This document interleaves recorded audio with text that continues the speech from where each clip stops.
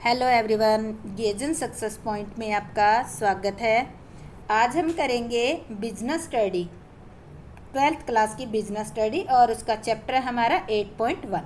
हमारे चैप्टर का नाम है कंट्रोलिंग इम्पोर्टेंस एंड प्रोसेस के बारे में हम पढ़ेंगे। आज इस चैप्टर का हमारा सेकंड या हम कहें कि लास्ट हमारा टॉपिक है 8.1। 8 जो .1 हमने इसलिए दिया है क्योंकि जो कंट्रोलिंग का चैप्टर है इसके दो पार्ट है, 8.2 और यानी कि 2 चैप्टर है। तो आज हमारा पहला चैप्टर कंप्लीट हो जाएगा और आज का हमारा टॉपिक रहेगा relationship between planning and controlling, यानी कि प्लानिंग और कंट्रोलिंग दोनों में क्या रिलेशन है उसके बारे में स्टडी करेंगे। और सेकंड टॉपिक हमारा रहेगा कंट्रोलिंग की प्रोसेस क्या है। तो ये 2 टॉपिक जो है हम स्टडी करेंगे। तो ये टॉपिक स्टार्ट करते हैं। इससे पहले आप मेरा चैनल गेजन सक्सेस पॉइंट को सब्सक्राइब जरूर कर दें क्योंकि बाद में आप भूल जाएंगे। तो सबसे पहले हम स्टार्ट करते हैं। हमारा पहला टॉपिक है नियोजन एवं नियंत्रण में संबंध, यानी कि relationship between planning and controlling. और इसको हम रिलेशन जो है पहले पॉइंट पे हम दिखाएंगे। ये पॉइंट अलग करके इस तरह से दिखाया जाएगा। जो रिलेशन होते हैं वो सिमिलर भी हो सकते हैं, उनमें कोई इंटरडिपेंडेंसी भी हो सकती है और कुछ दूसरी तरीके से सेकंड पॉइंट में हम करेंगे। सबसे पहले पॉइंट में हम पढ़ेंगे interdependence between planning and controlling. ये जो 2 हैं ये एक दूसरे के ऊपर डिपेंड कैसे है, इंटरडिपेंड कैसे है, इस पॉइंट को हम पहले स्टडी करते हैं। सेकंड पॉइंट हमारा है difference between planning and controlling, यानी कि प्लानिंग और कंट्रोलिंग दोनों डिफरेंस कैसे हैं। ठीक है, तो पहला हम पढ़ते हैं इनकी इंटरडिपेंडेंसी के बारे में स्टडी करते हैं। नियोजन एवं नियंत्रण की एक दूसरे पर निर्भरता, interdependence between planning and controlling. तो ये उम्मीद करती हूँ कि ये जो पॉइंट इंटरडिपेंडेंस मतलब एक दूसरे पे डिपेंड होना होता है, एक दूसरे पे निर्भरता, ये वर्ड आया ना निर्भरता। तो ये निर्भरता होता है कि एक दूसरे के बिना एक का काम दूसरे के बिना चलता नहीं। जैसे प्लानिंग है और कंट्रोलिंग है, अगर प्लानिंग कर ली तो कंट्रोलिंग जरूरी है, अगर कंट्रोलिंग करना चाहते हो तो प्लानिंग जरूरी है। तो इस कारण एक दूसरे पर निर्भर है। पॉइंट आपको ये जो आपका क्वेश्चन जो है या हम कहें कि ये जो पॉइंट है आपका क्या है ये आपको समझ आ गया होगा। अब हम डिटेल में इसकी स्टडी करेंगे। देखो, प्रबंध में नियोजन एवं नियंत्रण कार्यों में आपस में बहुत गहरा संबंध होता है। इसके संबंध के महत्व को दर्शाते हुए कहा जाता है कि नियोजन नियंत्रण के अभाव में अर्थहीन है। क्या कहा जाता है? नियोजन जो है नियंत्रण के अभाव में अर्थहीन है। अगर आपने नियोजन कर लिया, प्लानिंग कर ली, पर उस जो आपने प्लान किया उसके बेस पे आपने कुछ कंट्रोलिंग तो की नहीं, तो क्या हो जाएगा? इस नियोजन का कोई भी अर्थ नहीं रहेगा। और सेकंड जो है नियंत्रण जो है नियोजन के अभाव में अंधा है, यानी कि आपने कोई प्लानिंग की ही नहीं, कोई स्टैंडर्ड ही फिक्स नहीं किया और आप चल पड़े नियंत्रण करने के लिए, तो आप कैसे नियंत्रण करोगे? नियंत्रण क्या हो जाएगा फिर? प्लानिंग के अभाव में अंधा हो जाएगा, यानी कि कोई प्री डिफाइंड वे ही नहीं मिलेगा, कोई रास्ता नहीं मिलेगा कि हम किस तरह से कंट्रोल करें किसी एक्टिविटी को। पहली बात तो आपको यही नहीं पता चलेगी बिना प्लानिंग के कि जो कार्य हो रहा है वो सही है या गलत है, इसका ही नहीं पता चलेगा, तो कंट्रोलिंग होगी कहाँ से? तो नियोजन एवं नियंत्रण की एक दूसरे पर निर्भरता के दोनों पहलुओं की व्याख्या इस प्रकार है। 2 पहलू पढ़े हमने, कौन कौन से पढ़े हैं? पहले में जो नियोजन है नियोजन नियंत्रण के अभाव में अर्थहीन है। मैं ये पॉइंट बना देती हूँ आपके, नियोजन नियंत्रण के अभाव में अर्थहीन है पहला ये। और दूसरा ये है कि नियंत्रण नियोजन के अभाव में अंधा है। ठीक है, ये 2 पॉइंट है आपकी। इन दोनों पॉइंट को हम डिटेल से स्टडी करते हैं। सबसे पहला पॉइंट हमारा है नियोजन नियंत्रण के अभाव में अर्थहीन है। Planning is meaningless without controlling. नियोजन एवं नियंत्रण की निर्भरता के पहले भाग में कहा गया कि नियोजन तभी सफल होता है जबकि नियंत्रण हो, यानी कि अगर आप नियंत्रण करते हो, यदि नियंत्रण विद्यमान ना हो तो नियोजन का किया जाना व्यर्थ है। विद्यमान का मतलब है कि अगर आप नियंत्रण करते ही नहीं हो, कंट्रोलिंग की कोई आपकी टेक्निक नहीं है, कोई वे ही नहीं है, या आपकी कोई इच्छा ही नहीं है, तो नियोजन करने का कोई फायदा नहीं है। नियोजन करने पे जो भी समय, धन, जो भी मेहनत है वो व्यर्थ होने वाली है अगर आपने कंट्रोलिंग नहीं की तो।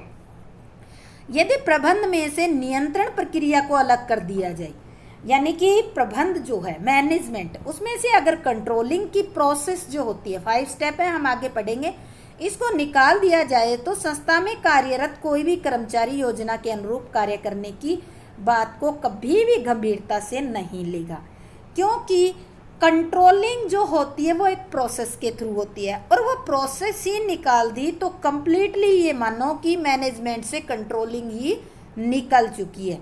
तो इस कारण से अगर ये मैनेजमेंट में से कंट्रोलिंग निकल गई तो एक टाइप का एक कार्य जो है, सबसे इम्पोर्टेंट कार्य, वही निकल गया। तो जब कर्मचारियों को ये पता चल जाएगा तो कोई भी कर्मचारी इस बात को गंभीरता से नहीं लेंगे, और परिणाम स्वरूप योजनाएं क्या हो जाएगी, असफल हो जाएगी। क्या हो जाएगी, असफल हो जाएगी। नेक्स्ट हमारा है नियंत्रण नियोजन के अभाव में अंधा है। नियंत्रण नियोजन के अभाव में अंधा है। देखो, नियंत्रण के अंतर्गत वास्तविक कार्य निष्पादन की तुलना परिमापों से की जाती है। नियंत्रण के अंतर्गत वास्तविक कार्य निष्पादन, यानी कि एक्चुअल में जो काम हुआ है उसकी तुलना किससे करेंगे, परिमाप, यानी कि जो प्लानिंग के अंदर हमने स्टैंडर्ड फिक्स किए से उससे की जाती है। यदि परिमाप आपने निश्चित नहीं किए तो नियंत्रण का कोई औचित्य ही नहीं होगा, उसका मतलब ही नहीं है। तो परिमाप नियोजन के अंतर्गत निश्चित किए जाते हैं, इसलिए कहा जाता है कि नियंत्रण जो है नियोजन के अभाव में अंधा और आधारहीन भी है। केवल अंधा अंधा नहीं है, कोई बेस भी नहीं रहेगा।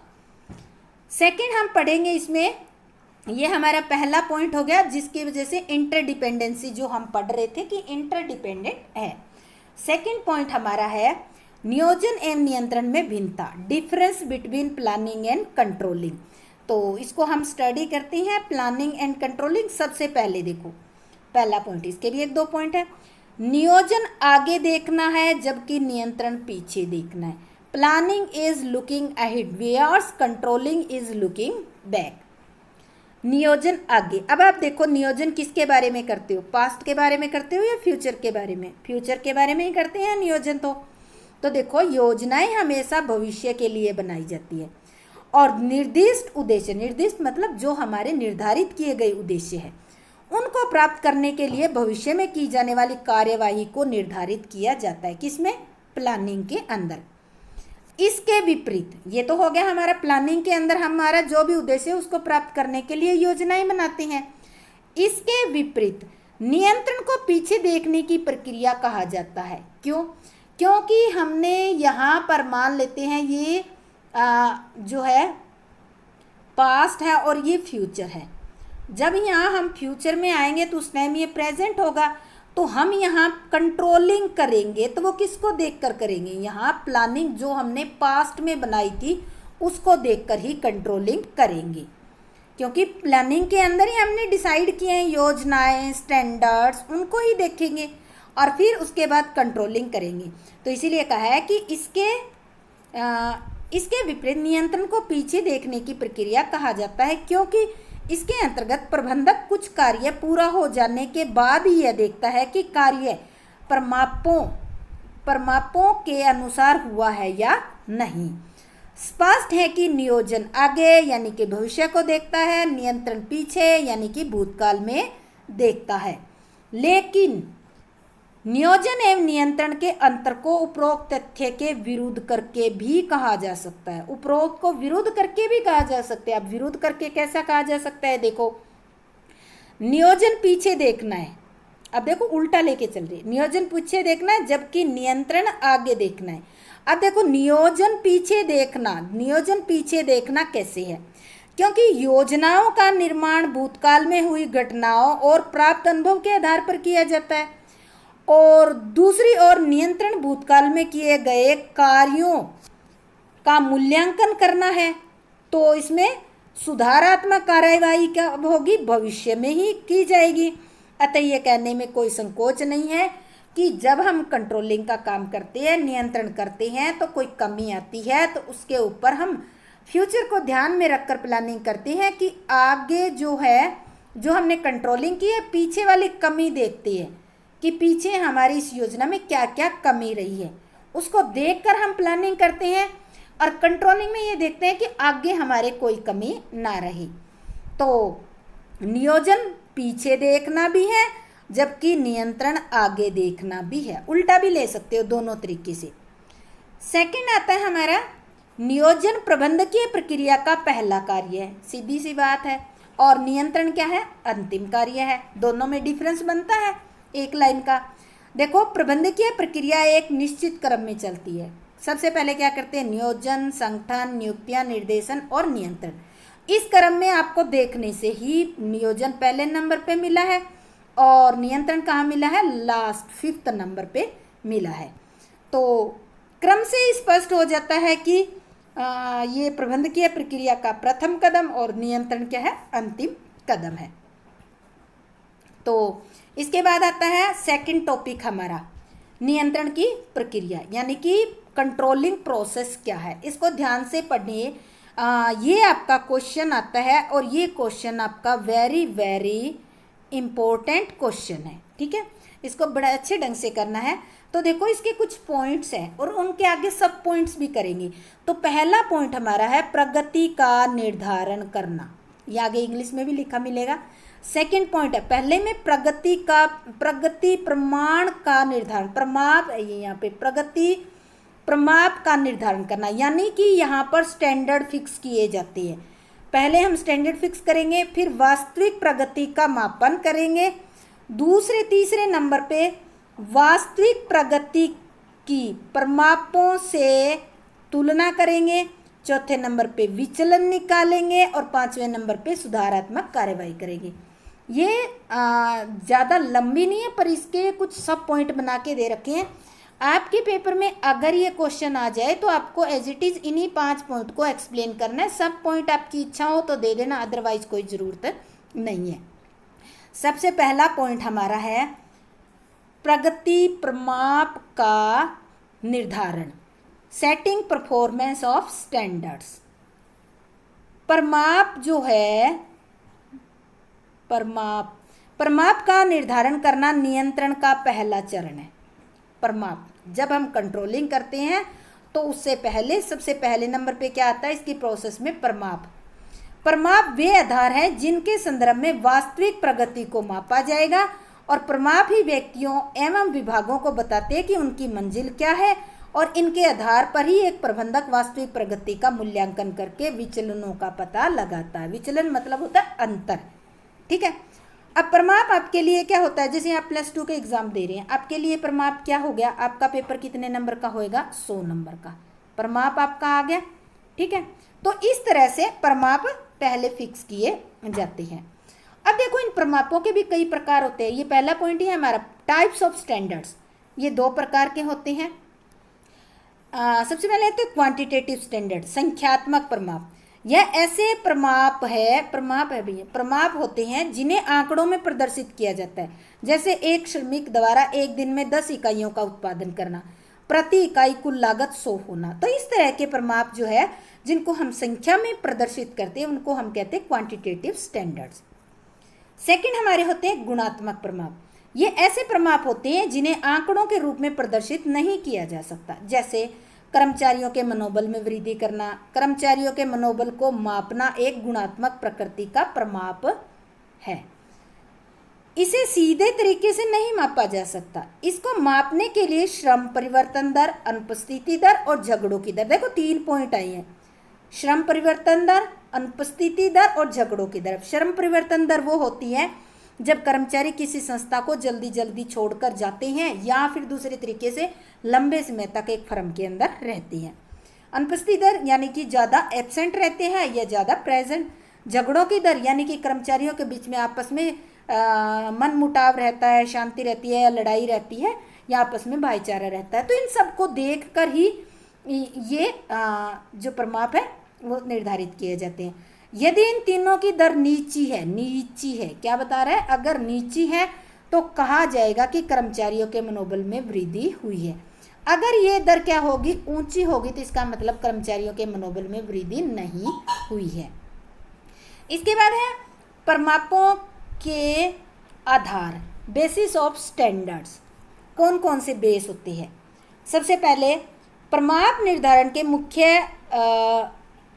मुख्य आधार होते हैं नंबर 1, पहला है मात्रा, दूसरा है किस्म, तीसरा समय और चौथा लागत। मात्रा प्रमाप अपादान जो है विक्रय स्टॉक के बारे में, इन संबंध में होती है।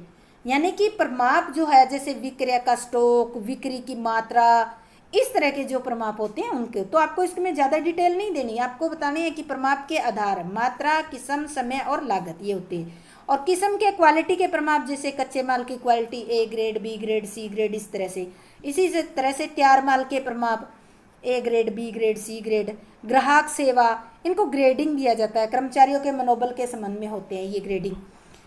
समय प्रमाप उत्पादन में लगने वाला समय, जैसे एक इकाई है उसको औसत कितना समय लगता है बनाने में। इसी प्रकार लागत प्रमाप श्रम, माल, अन्य खर्चों से संबंधी भी प्रमाप निर्धारित कर सकती है।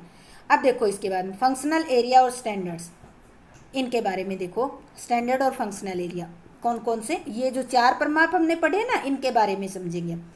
उत्पादन, ये कई बार मैंने इसलिए चार्ट लिया है, ये आर.के. सिंगला की बुक से मैं टीच करवा रही हूँ और उसी का ही मैंने ये लिया है। तो उत्पादन से रिलेटेड कौन कौन से होंगे? स्टैंडर्ड, क्वालिटी, क्वांटिटी, कॉस्ट और प्रति व्यक्ति उत्पादन। मार्केटिंग के बारे में sale volume, sale expenses, target of sale, और प्रति व्यक्ति कोई सेल से स्टैंडर्ड नहीं फिक्स किया जाता। पर्सनल मैनेजमेंट के बारे में लेबर रिलेशन, श्रम संबंध कैसी है, लेबर टर्नओवर रेट, श्रम परिवर्तन दर, अनुपस्थिति दर और डिस्प्यूट की रेट कितनी है। फाइनेंस एंड अकाउंटिंग के बारे में कैपिटल एक्सपेंडिचर कितना है, फ्लो ऑफ कैपिटल कैसे, लिक्विडिटी, और प्रति व्यक्ति जो कैपिटल है उसको हम मेजर नहीं कर सकते। तो इस तरह से ये बेस है कुछ जो है जिनको फंक्शनल एरिया बताया, उसके अकॉर्डिंग ये कुछ फंक्शनल एरिया है और जिनमें हम इस तरह के जो स्टैंडर्ड है वो सेट करते हैं। अब देखो आपको कुछ बातों को ध्यान रखना है। प्रमाप निर्धारित करते समय ध्यान रखने योग्य बातें, प्रमाप तर्कयुक्त होने चाहिए, प्रमाप मापने योग्य होने चाहिए, प्रमाप लोचपूर्ण होने चाहिए ताकि उनमें बदलती हुई परिस्थितियों के अनुसार परिवर्तन किया जा सके। प्रमाप सरल और स्पष्ट होने चाहिए ताकि वह व्यक्ति जिनके लिए इन्हें निर्धारित किया गया इनको आसानी से समझ सके। प्रमाप निर्धारित करते समय ही विचलन सहन करने की सीमाएं भी स्पष्ट कर लेनी चाहिए। सीमा का मतलब है कि कुछ जो अंतर रह जाता है, कुछ अंतर तो देखो किसी भी कारण से रह जाता है, तो अगर थोड़ा बहुत अंतर है तो उसको ज़्यादा इम्पोर्टेंस नहीं दी जाती, थोड़ा बहुत अंतर चलता है।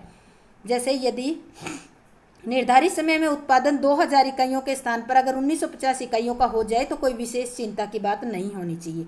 यानी कि ये जो 50 इकाइयों का डिफरेंस आया ना, अगर इतना डिफरेंस कमी आ जाए या ज़्यादा आ जाए तो उसको बहुत अच्छा नहीं मानना, कम आ जाए तो बहुत बुरा नहीं मानना है।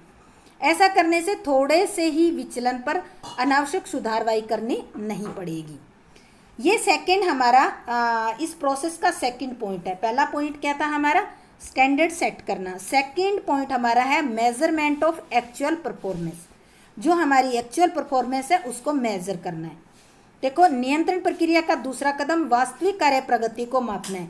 वास्तविक कार्य प्रगति मापना पूर्व निर्धारित प्रमापों के आधार पर किया जाता है। वास्तविक प्रगति के माप से प्रबंधकों को ये जानकारी मिलती है कि कार्य योजना के अनुसार हुआ है या नहीं है।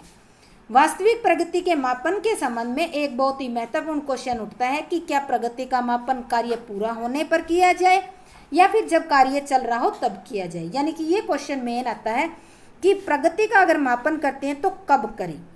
तो इसके बारे में ये कह सकते हैं कि ये उचित होगा कि कार्य प्रगति का मापन आपको दोनों दशाओं में करना चाहिए। जब कार्य चल रहा है तब भी करना चाहिए, जब कार्य खत्म हो गया तब करना चाहिए। अब देखो कार्य चल रहा है तब कैसे करोगे?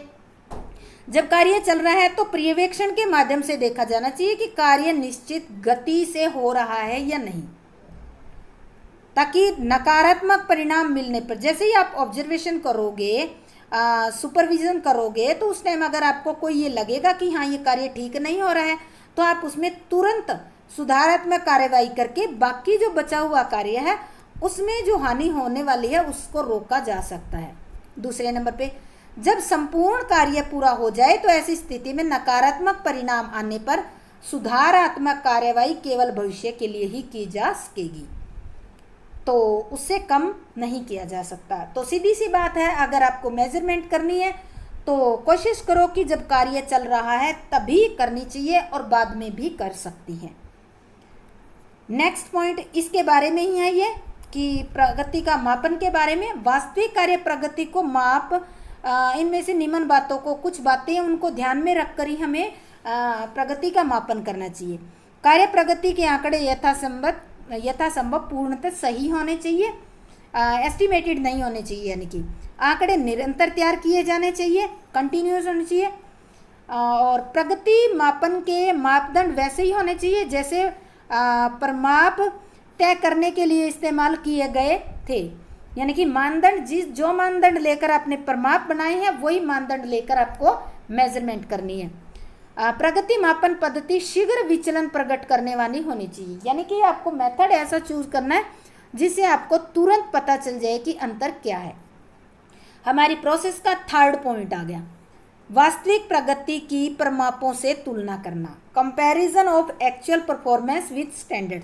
देखो अभी हमने स्टैंडर्ड भी सेट कर लिए और सेकंड पॉइंट में हमने एक्चुअल कार्य की परफॉर्मेंस भी मेजर कर ली। अब थर्ड पॉइंट पे इन दोनों की तुलना की जाती है, आपस में कंपेयर किया जाता है। कंपेयर करने से, तुलना करने से क्या होगा, विचलनों का पता चल जाएगा। इस चरण पर वास्तविक यहाँ देखो मैं पॉइंट नोट कर रही हूँ, वास्तविक प्रगति की तुलना प्रमापों से की जाती है। किससे की जाती है? प्रमापों से। इससे वास्तविक प्रगति और प्रमापों में विचलन का जानकारी प्राप्त हो जाती है, जो अंतर होता है वो उसकी जानकारी प्राप्त हो जाती है। अब देखो आपके विचलन अंतर दो प्रकार के हो सकते हैं, एक तो नकारात्मक विचलन हो सकता है, एक धनात्मक।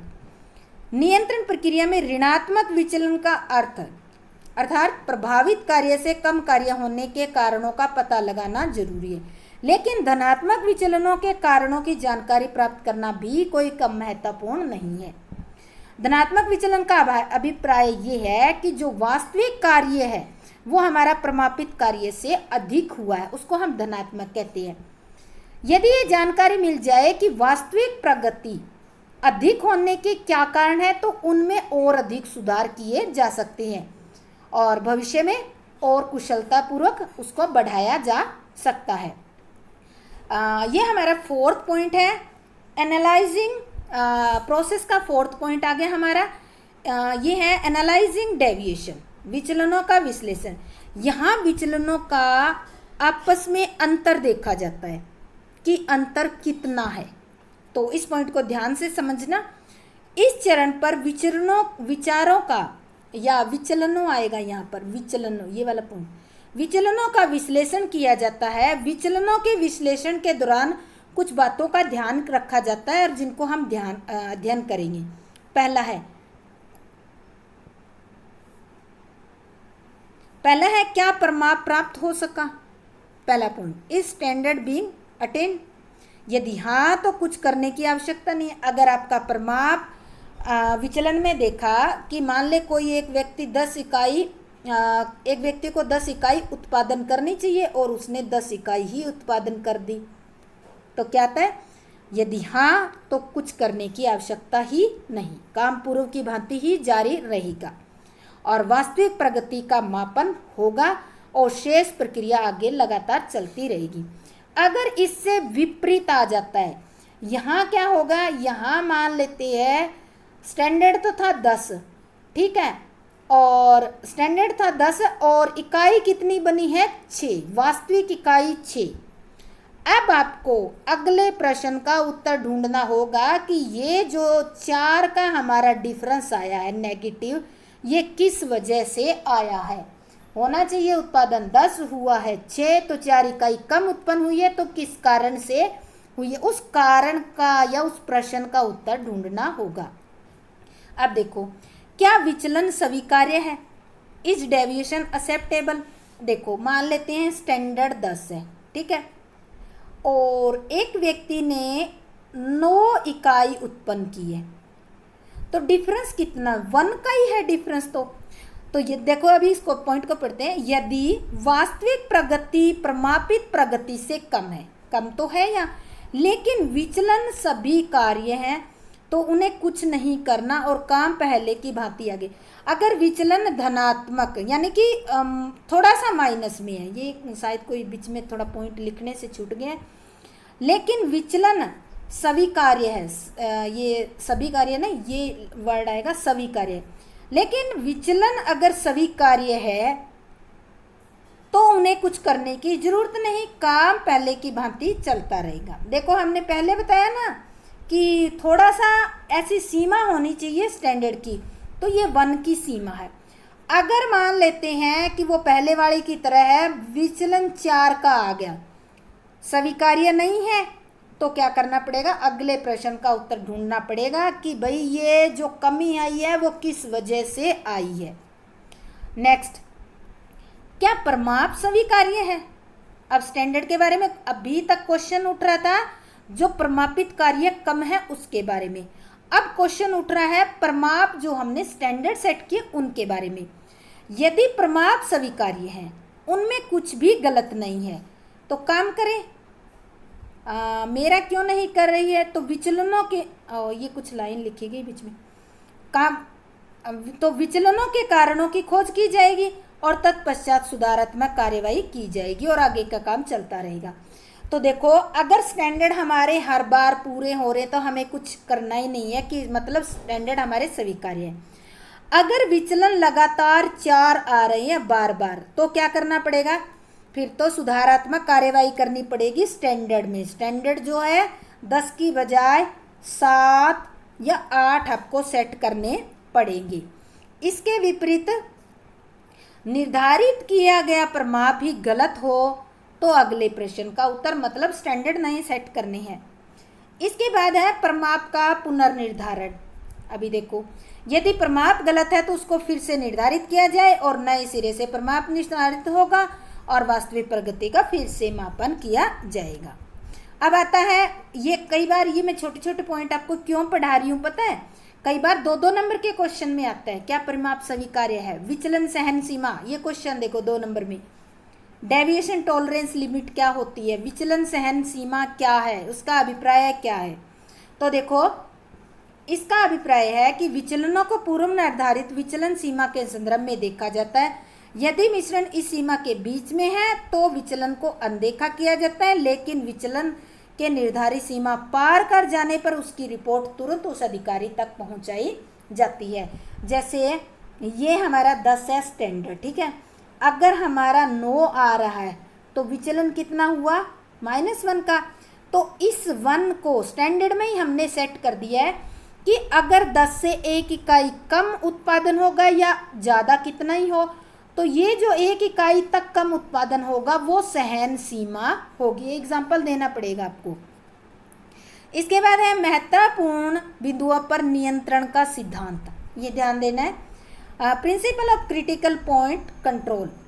इस सिद्धांत के अनुसार उन क्रियाओं को पहले ही निश्चित कर लेना चाहिए जिनकी वास्तविक कार्य प्रगति को योजनाओं के अनुरूप महत्वपूर्ण भूमिका निभा सकती है। तो इसके मुख्य परिणाम क्षेत्र जो है, छोटी छोटी कम महत्वपूर्ण क्रियाओं में उलझ कर उन क्रियाओं पर ज़्यादा ध्यान नहीं, इसके विपरीत परिणाम आने पर ये पॉइंट देखो, अपवाद द्वारा प्रबंध का सिद्धांत। ये क्या होता है? Principle of management by exception. किस सिद्धांत के अनुसार एक प्रबंध को महत्वपूर्ण विचलन आने पर ही सुधारात्मक कार्यवाही करनी चाहिए? यहाँ महत्वपूर्ण विचलन का अर्थ उन विचलनों से है जो बहुत अच्छे हैं या बहुत बुरे हैं। अभी विचलन सीमा बता रही थी ना, उसका एग्जाम्पल ही आ गया, आप इसमें कर सकते हो।